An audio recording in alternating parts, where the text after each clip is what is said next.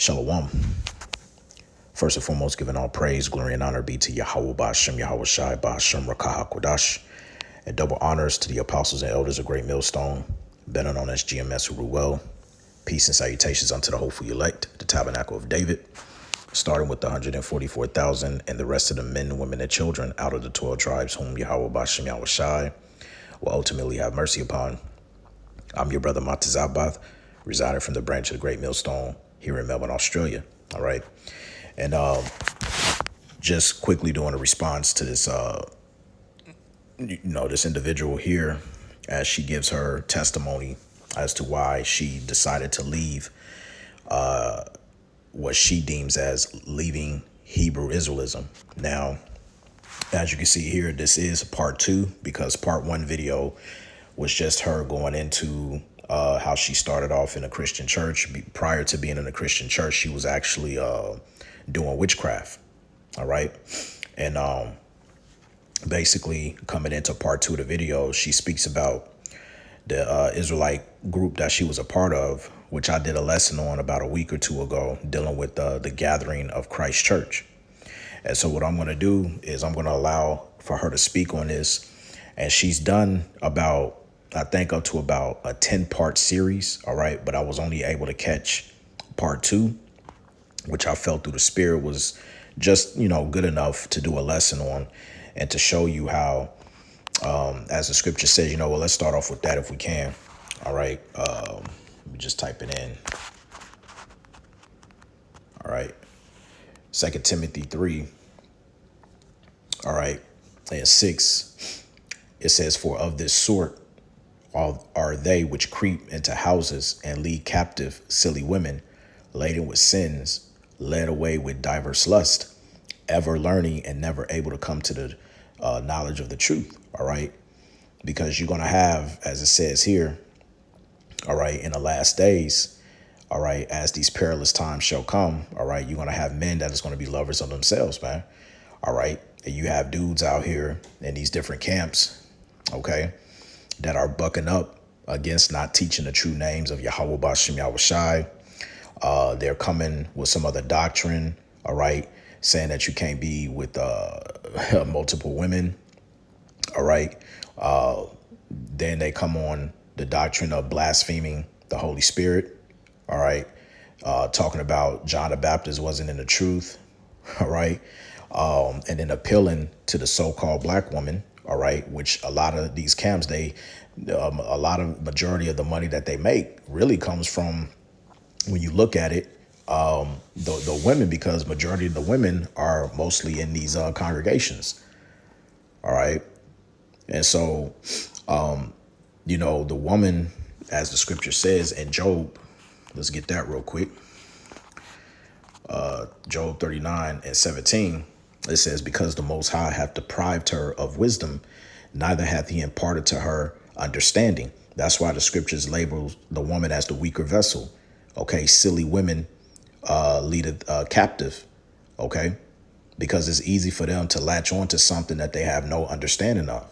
That's why the Lord said that if they will learn anything, let them ask their husbands at home. And if you have a woman, all right, who's not under a man, all right, then the next follower from there should be the elders of the church. OK, this is why you see, us brethren, all right, mainly of the Great Millstone and our affiliates. OK, when we deal with women, all right, especially single women, we always lead them back to the videos. All right. You should be following the elders, the apostles of Great Millstone on down. Right. So let's listen in really quickly. This is not going to be a long lesson, short, straight to the point. I want to give a quick history lesson. I got a video also pulled up by the beloved Elder Apostle Ramlab to go and touch on some things that she brings out in this video. So with that, let's get it cracking. Modernly, Black Hebrew Israelites regard themselves as Hebrews or Brews, Israelites or the real Jews. While Hebrew Israelites have many different sects and camps that all have differing doctrines, the only common belief of them all is that Black Americans are the direct descendants of the ancient Israelite of the Bible. Believing that American Blacks are the group of people for which the curses and captivity spoken of in Deuteronomy 28 apply to. All black Hebrew Israelites justify their lineage through Deuteronomy 28 and not through lineage tracking. So, as I'm reading this, my explanations are super lengthy, and I'm not going to get into the breakdown of the doctrines that I did and the research that I did. I will if you want me to. But I'll kind of summarize the key points that made it very clear to me that this wasn't true. So one of the first things was the 12 tribes doctrine. Now, the 12 tribes doctrine had originally come from Brother Uriah. Brother Uriah is a guy from One West, which was like one of the founding Hebrew Israelite groups. Brother Uriah said that he was a reincarnated Peter of the Bible. Now, Hebrews 9:27 states, "It is appointed unto men once to die, and after the judgment." Once. So, if Jesus was the only resurrected being and defied all logic for man, and man dies once, how you a reincarnated Peter? Now, besides how the 12 tribes doctrine had actually been derived, geographically and historically, many things in that 12 tribes chart just are not true. The chart had been changed over a number of times, and the way the 12 tribes chart had even came about was from this belief that all man, every man, was subject to like 18 different sects of people. So another thing that struck me almost immediately when I had got into Gathering of Christ Church was that the Hebrew that they spoke was not the Hebrew that I had been learning.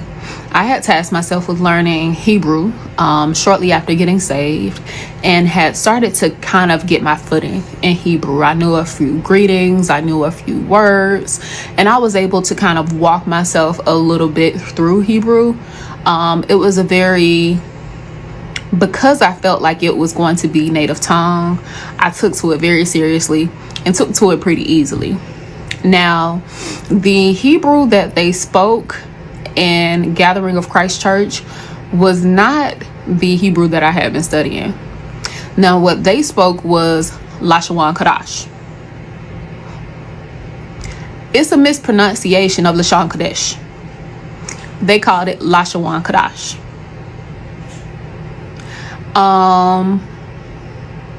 What they claim it is Paleo Hebrew. And their reasoning for saying that it was okay to speak this made-up language is because they likened modern Hebrew to Yiddish. All right, so now let's address some of the points she made in her video. So I'm gonna take Modernly, black all right, and then we're gonna go into it. Hebrew Israelites regard themselves as Hebrews or Brews, Israelites or the real Jews. While Hebrew Israelites have many different sects and camps that all have differing doctrines, the only common belief of them all is that Black Americans are the direct descendants of the ancient Israelite of the Bible. So let's just address some on that. So part of what she's saying when it comes to the Israelites being of different sects and different camps, which is a fact, all right, because after the One West days, all right, in the house of David, when that split, okay, you had many of the former leaders during that time, all right, they all split, all right, and you know, you have different camps today, all right, whether that be us here at Great Millstone, IUIC, ISUPK, Sakari, okay, GOCC, all right, Shield of Faith, all of those camps reside from One West, okay?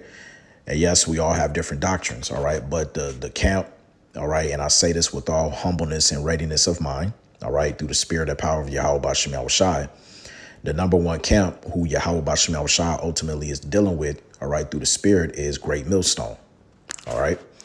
Now, the next point that she said was that the common belief is that all Black Americans descend from the ancient Israelites, all right? Now, just to correct that, there's no such thing as the word black, all right? What she needs to come to the realization is the so-called African Americans, the so-called Native Americans, and the so-called Latinos are of the descendants of the 12 tribes of Israel. All right. Too many times you'll always have people without understanding. They'll always throw that derogatory term, all the black Hebrew Israelites and the black this and the black that. All right. It's played out, man. All right. That word black, all right, is a social construct going back to 1681 from the state of Virginia. And before 1681, nobody was called black or white. All right. So there's no such thing as a black Hebrew Israelite. There's no such thing as black Hebrew Israelism in general.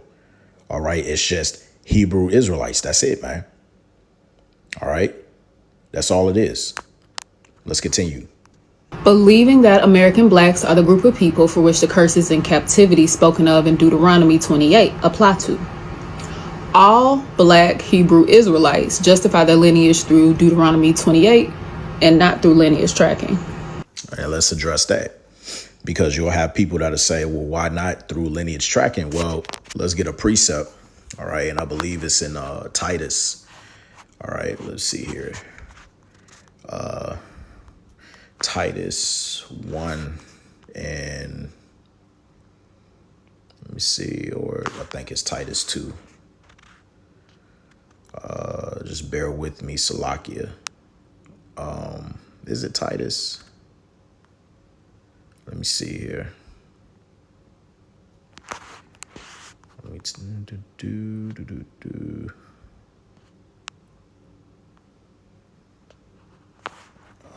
Salakia, bear with me. I just gotta find it. Yeah, here it is. Titus 3 and 9. I skipped over it the first time. It says, but avoid foolish questions and genealogies. That's the key part, right? And contentions and strivings about the law, for they are unprofitable and vain. All right. Now let's go into this word genealogies real quick in the Greek.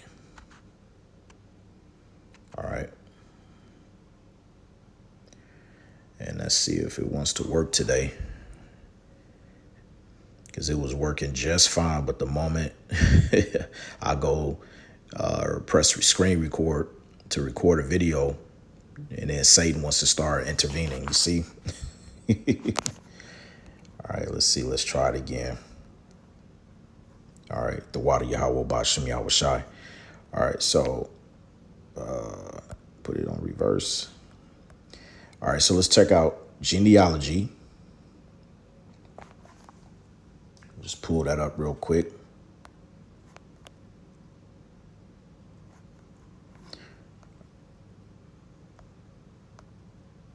Here we go. Let's see if it works.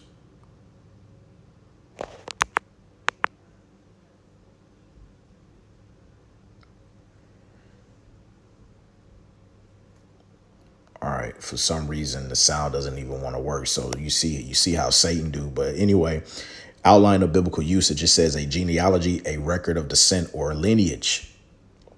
Right. Strong's definition says tracing by generations, i.e. genealogy. OK, now to understand the history, why did Titus, when you go back and read it, all right, it says, but avoid foolish questions and genealogies and contentions, because what you got to understand is our records were destroyed back then. Right. So you couldn't there was no way on how you can track your actual lineage. That's why this thing of ours through the spirit, it comes through faith. You see? That's why the scriptures tells you in Romans 8 and 16, which says the spirit itself beareth witness with our spirit that we are the children of the Most High. It didn't say the DNA lineage documentation is what bear witness to the truth. It didn't say that. It said the spirit. And this is something that our people lack. All right. They lack the spirit. And so when we bring these things out, let's get 1 Corinthians, the 2nd chapter. OK. And verse 14, it says, but the natural man receiveth not the things of the spirit of the Most High, for they are foolishness unto him. Neither can he know them, because they are spiritually discerned. So when we bring out and say, yeah, because, yes, we can use Deuteronomy, the 28th chapter, as a starting point to prove who the true biblical Israelites are today. But it's not just, if you are well studied and learned, you don't have to just use Deuteronomy, the 28th chapter. There are other precepts and verses that you can go to show you who the true Israelites are. You got Joel, the 3rd chapter, where it talks about the Arab sub-Saharan slave trade and how the Hamites, your so-called Africans today, sold us to the Grecians, which were the Edomites. You can also get that as a precept back up in Amos, the 1st chapter. Okay. So then that's just one of many other of a plethora of scriptures that you can go to. You see what I'm saying?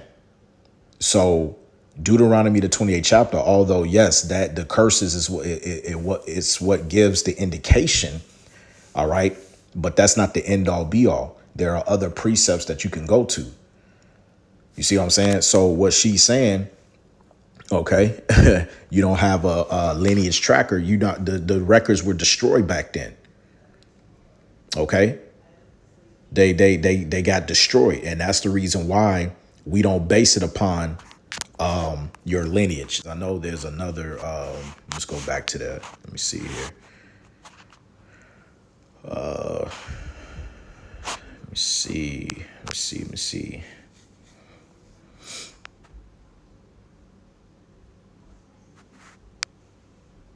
Yeah, I think that's pretty much it. But yeah, you're not gonna get far with the whole genealogy tracking. All right. It's based on faith, and it's based on, as the scripture says, through faith coming by hearing or of the law. Because, yeah, even when you take into consideration like the Levitical priesthood, you have to show records. All right. Which, let me see if I can find that in Ezra real quick. I think it was Ezra 2.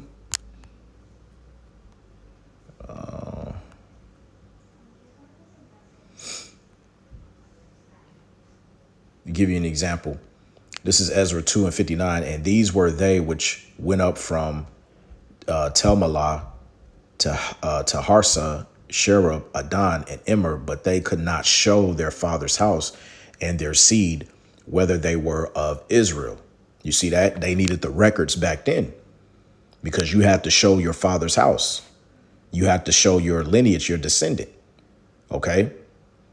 But we lost those records, man. So that's why Titus said, avoid foolish questions and genealogies trying to prove something. You see? So let's continue. So as I'm reading this, my explanations are super lengthy, and I'm not going to get into the breakdown of the doctrines that I did and the research that I did. I will if you want me to.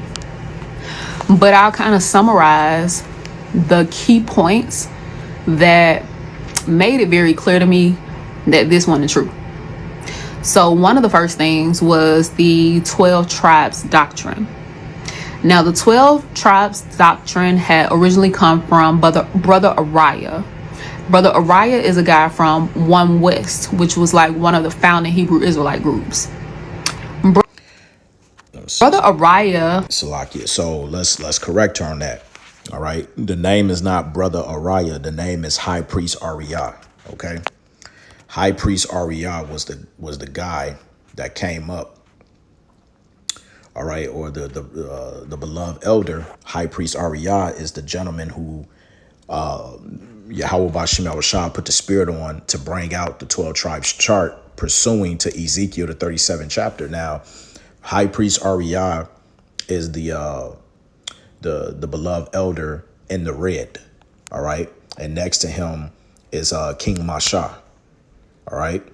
And High Priest Uriah was the one that broke down the 12 tribes chart. And you can find that video on YouTube for those of you brothers who want to tap in to it and see how he breaks it down. All right. It's a very edifying video. All right.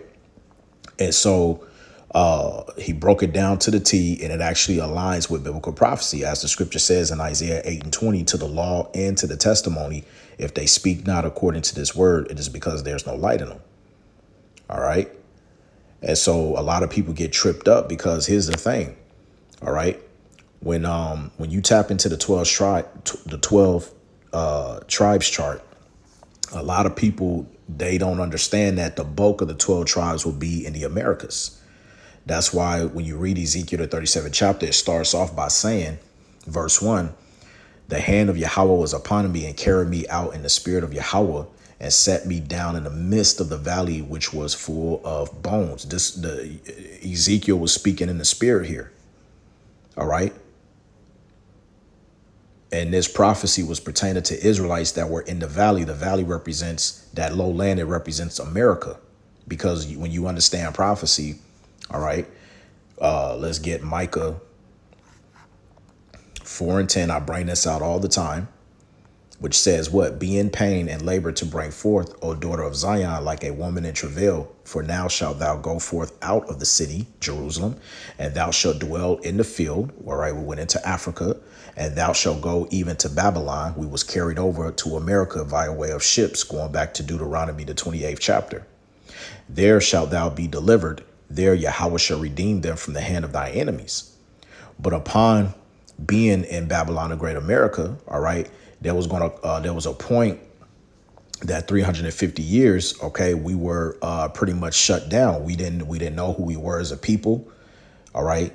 And this is where you get Revelation, the 11th chapter, where it tells you, verse 11, and after 3 days and a half, which represents 350 years, the spirit of life from the Most High entered into them, the Israelites. All right. Because during that time period, we was through. We was down and out. We were spiritually discerned. We didn't know who we were as a people.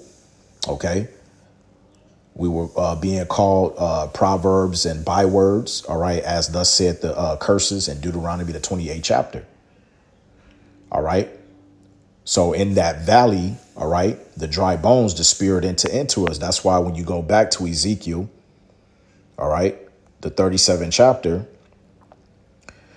verse 2, and caused me to pass by them round about, and behold, there were very many in the open valley, and lo, they were very dry.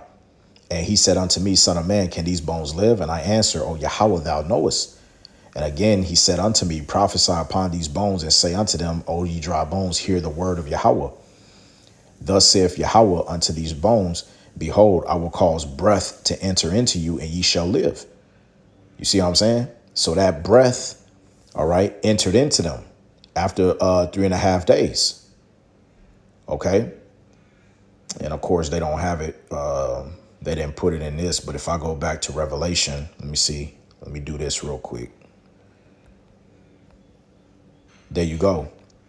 You see the precept, the spirit of the of life from the Most High entered into them. So they give you, here it is, Ezekiel 37, verse 5 through 14.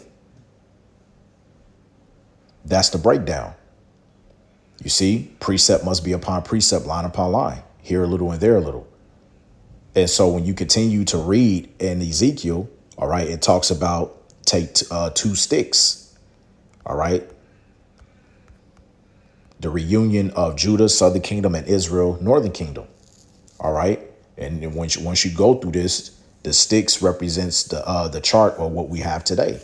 So you got to ask yourself, if this was a prophecy that was meant to happen, what other people outside of us, all right, that have the 12 tribes chart that are out there on the highways and byways, as we were commanded to do, all right, to preach the 100% truth, man.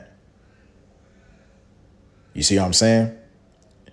So that, and yeah, to her point, because she said that the 12 tribes chart has been changed.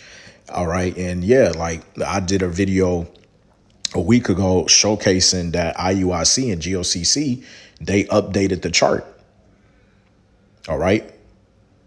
They've changed the chart. OK, but they'll be dealt with through the spirit and power of Yahweh Bashim Shai. All right, now let's go back to what else she said. Let me take this back just a tad bit. Brother Ariah is a guy from One West, which was like, and the name is High Priest Ariah, one of the founding Hebrew Israelite groups. Brother Ariah said that he was a reincarnated Peter of the Bible. Now, I don't know that to be true or not. So if one of the elders happens to come across this video and they want to confirm that, or even one of the apostles, they can speak on that, because I myself do not know if High Priest Ariah claimed that he was the reincarnation of Peter. All right. I don't know that for a fact. Once again, if one of the elders wants to do a response on this video, all right, to clarify that information, all right, Babak Shah, do so. Now, Hebrews 9:27 states, "It is appointed unto man once to die, and after the judgment." Once. So, if Jesus was the only resurrected being and defy all logic for man, and man dies once, how you a reincarnated Peter? Now, but You see, she once again, okay, wisdom have deprived her. She doesn't have understanding. Now let's touch on that real quick. Hebrews 9:27, because that's not speaking about you only live once, all right, or as they say here in modern terms, YOLO, right? So Hebrews 9, all right, and we'll start at verse 26.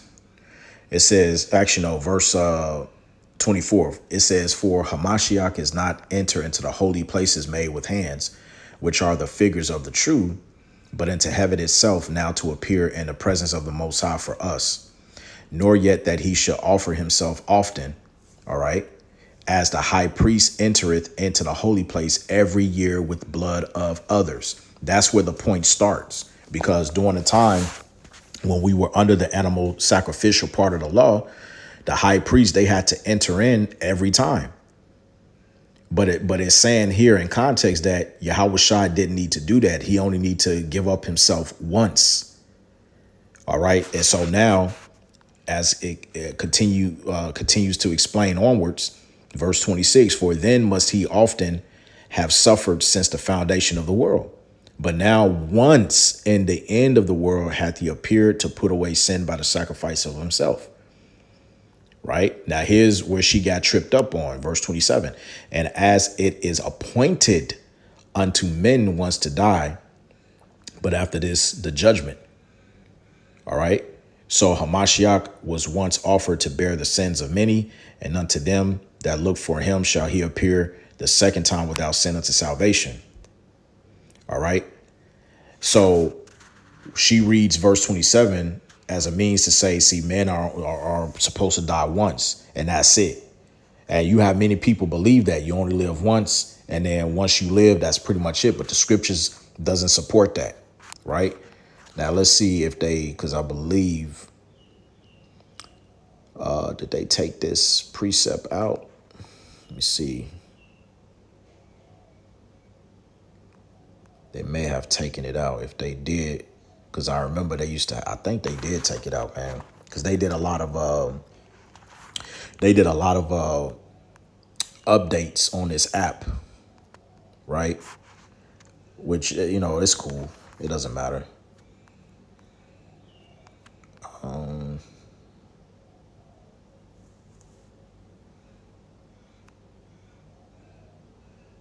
Let me see.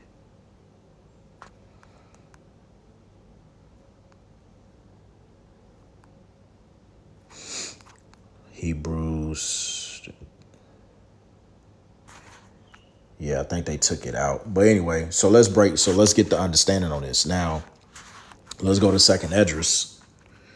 All right. What's that, Second Esdras, the 14th chapter? Because Hebrews 9:27 was speaking of Yahweh Shai was only to die once, right? But this is this is Second Esdras 14:34 says, "Therefore, if so be that ye will subdue your own understanding and reform your hearts, ye shall be kept alive, and after death ye shall obtain mercy." And here's the point, verse 35. "For after death shall the judgment come, when we shall live again." So reincarnation. Because what happens is when you die, you get judged. And then according to Ecclesiastes, the 3rd chapter, you come back on the earth to live out your judgment. Okay. You come back to live out your judgment. And then that's what it is.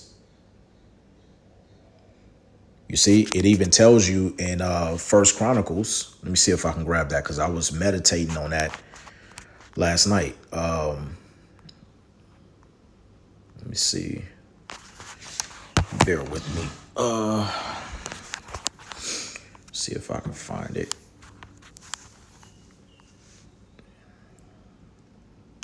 Clear his judgment.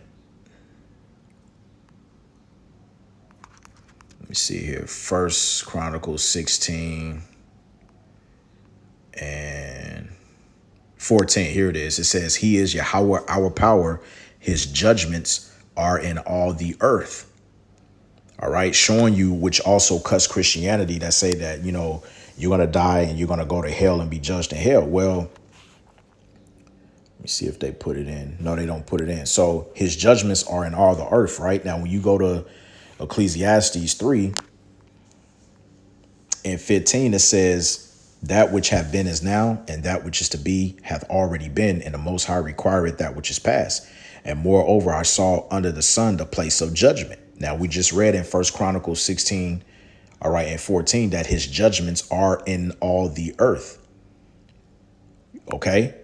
His judgments are in all the earth. So remember, 2nd Esdras 14 and 35 says, after the death shall the judgment come when we shall live again, which means what? You die, you get judged, you have to live off that judgment on the planet Earth. We're reading it right now, Ecclesiastes 3 and 16. And moreover, I saw under the sun the place of judgment, that wickedness was there, and the place of righteousness, that iniquity was there. And I said in my heart, the Most High shall judge the righteous and wicked, for there is a time there on the earth, that means for every purpose and for every work. You see?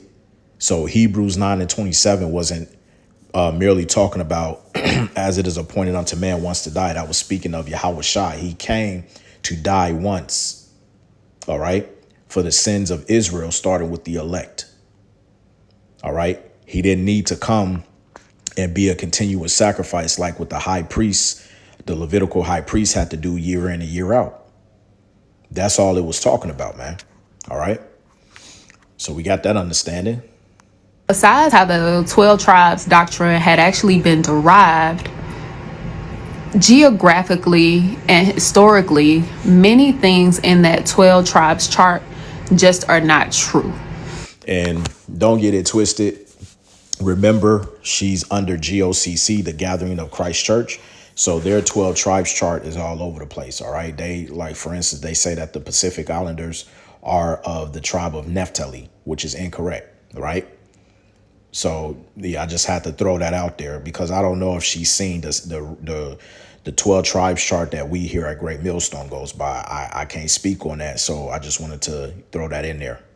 The chart had been changed over a number of times, and the way the 12 tribes chart had even came about was from this belief that all man, every man, was subject to like 18 different sects of people. Well, first of all, every living soul here on the planet Earth, okay, they all go back to one of the 18 nations, all right, which the 18 nations, they all go back to the three sons of Noah, Shem, Ham, and Japheth. Okay. And the scriptures tells you that there are 18 nations when you read, when you start at Genesis, the 10th chapter, all the way up, I think, until about Genesis, the 18th chapter. Okay. Which the last of it was Moab and Ammon. All right. The sons of Lot. All right. And then Israel, the nation of Israel, was the last nation to be established. All right. So if you read from Genesis 10, and I think it's to Genesis 18, one of the brothers can correct me if I'm wrong. When you read between those chapters and you do the count, it's a total of 18 nations here on the planet Earth. So every single person, there's 7.6 billion plus people on the planet Earth. Guess what? Out of that 7.6 billion people plus, they all go back to one of those 18 nations. Okay. That's something else she doesn't understand. Why? Because she's not under the tutelage of the apostles. So another thing that struck me almost immediately when I had got into Gathering of Christ Church was that the Hebrew that they spoke was not the Hebrew that I had been learning. I had tasked myself with learning Hebrew shortly after getting saved and had started to kind of get my footing in Hebrew. I knew a few greetings, I knew a few words, and I was able to kind of walk myself a little bit through Hebrew. It was a very Because I felt like it was going to be native tongue, I took to it very seriously and took to it pretty easily. Now, the Hebrew that they spoke in Gathering of Christ Church was not the Hebrew that I had been studying. Now, what they spoke was Lashawan Kadash. It's a mispronunciation of Lashon Kadesh. Notice she said it's a mispronunciation of Lashon Kadesh, which she's totally off. Lashon Kadesh is the other way around. Is a mispronunciation of Lashawan Kodash. But we're gonna show you how that came about. They called it Lashawan Kadash.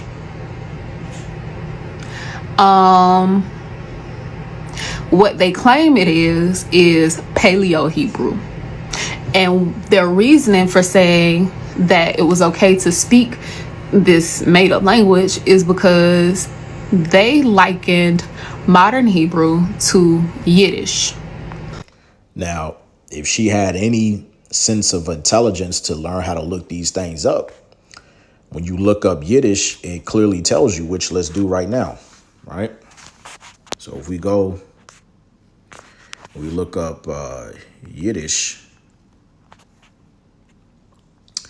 it says a language used by Ish people in Central and Eastern Europe before the Holocaust. It was originally a German dialect with words from Hebrew and several modern languages, and still has some 200,000 speakers, mainly in the U.S., Israel, and Russia.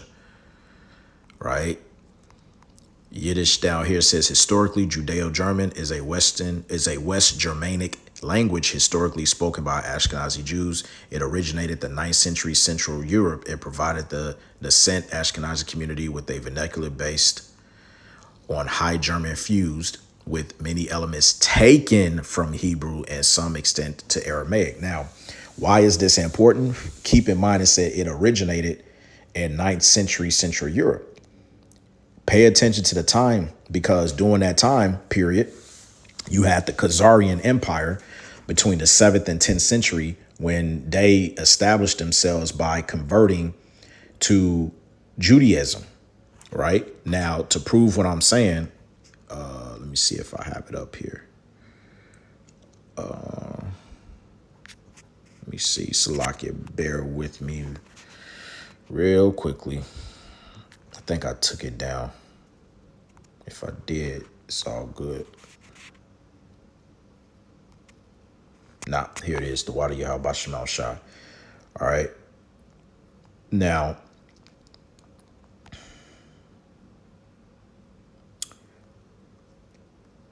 we're going to start here at the top. It says, this is from the 13th Tribe book, all right, by Arthur Koestler. And this is what he said based upon his research. According to the king of the Khazars, his people descended from the family of Magog, like all European nations at the time, and the Khazars were pagans. However, in 740 CE, which stands for circa Common Era, Salakia, which really it should have been AD, the year of our Lord. Okay, King Bulan initiated the conversion of his kingdom to a new and different philosophy, and before the conversion, the Kangin invited representatives of Christianity, Islam, and Israelites to discuss the three doctrines. And it was unanimously agreed in response to Kangin's question that the doctrine of the Israelites was closest to the truth. He came to this conclusion because both the Christians and the Muslims both respected the Hebrew scriptures. And also, in order for the Khazars to remain independent, they chose the faith that neither the Christian or Muslims was part of, but both respected. And after the conversion, the Khazar king changed his name to become King Obadiah. They displayed much hope, but very little understanding, especially of spiritual matters. And eventually, they had to invent their own brand of the law, which later they named Judaism. All right. Judaism, as we keep telling y'all, is made up. OK, and it goes back to the Khazarians, which were Edomites. OK, so you already know where I'm going with this, because if they made up the religion, it's going to show you also that between these dates, between the 7th and 10th century, OK, they had their own scholarships. And this is when they started to change the Hebrew. It says the word Judaism cannot be found in the writings of the prophets of old, neither is it found anywhere in the Holy Scriptures. Judaism is a misunderstanding or perversion of the customs of the ancient Israelites as practiced by the Khazars. You see? And that's what it is now. Let me see here. All right, so now we got that. So now let me pull this up. All right. It says the vowel points in Hebrew were added. All right. Because we never once had the vowel points. That's why when you look up the Paleo Hebrew alphabet, it only consists of 22 consonantal letters. It says the Masoretic points, vowels, Hebrew, are, as the system is now called, Mazara. All right. It says from Mazare, which means tradition, and Mazar, to hand down. The rabbis who busied themselves with the Mazara were called Masoretes, and they were also the inventors of the Masoretic points. Keyword, inventors, which are supposed to give the vowelless words of the scriptures their true pronunciation and meanings by the addition of the points representing vowels to the consonants. It says, this was the invention of the rabbis of the school of Tiberias in the 9th century. Now, what did we just read? Okay. All right. Let me see. Let me go back to it. Yiddish language. Yiddish, historically Judeo-German, is a West Germanic language historically spoken by Ashkenazi Jews. It originated in 9th century. You see that? So we're proving that these Masoretes, they have to have been Edomites, all right, that converted to Judaism by creating Judaism. Because when they created that religion, don't you think that they would have to change the language and stuff? You see? So this invention was done in the 9th century, the same time Yiddish came about. All right. And see, Salakia, she don't know what she's talking about. It's evident she was under the wrong elders, all right, who probably don't even know this history. All right. It says by doing this, they attach their understanding to the words and names in their text of the Hebrew Bible. And this is also a reason why the Masoretic text is highly favored. All right. During this time. All right. When you read the Bible, OK, in terms of the Greek Septuagint and everything. It says the Masoretes were groups of mostly Quraysh scribes and scholars working between the 7th and the 11th centuries. You see that? Based primarily in present-day Israel and the cities of Tiberias and Jerusalem, as well as in Iraq. Each group compiled a system of pronunciation and grammatical guides in the form of diacritical notes on the external form of the biblical text in an attempt to fix the pronunciation, paragraph, and verse divisions. All right. And this is what they did to form their religion, Judaism. This has nothing to do with the ancient Israelites. OK. And there's proof on that, because if you just go and look up the coinage, especially during the Greek Empire and the Roman Empire, you will see on the coinage that the ancient Jews, they still use the Paleo Hebrew script. They never used the Masoretic text. All right, because you'll have certain history scholars to tell you that they was using Aramaic. They was using the Aramaic language, and that's false. Now, here's some more information I found that the beloved elder apostle Ramlab brought out many years ago. All right, so listen to what the apostle says to bring out who the Masoretes were. The Masoretes excised or got rid of these books, right? The Masoretes excised these books because they were Edomite Jews. See, so these Masoretes, really, they're so-called Jews. They're Edomite Jews. And these books in the original Greek are very explicit in matters of race. And when you read through the Apocrypha, there's a lot of instances where it condemns Esau. Even in the main scriptures, it is a lot of instances where it condemns Esau and the things that they did. So that's why they wanted to get rid of that book. They didn't want that book around because of the fact that They know it exposed too much about them, and basically exposed their origins, where they came from, and who they are today.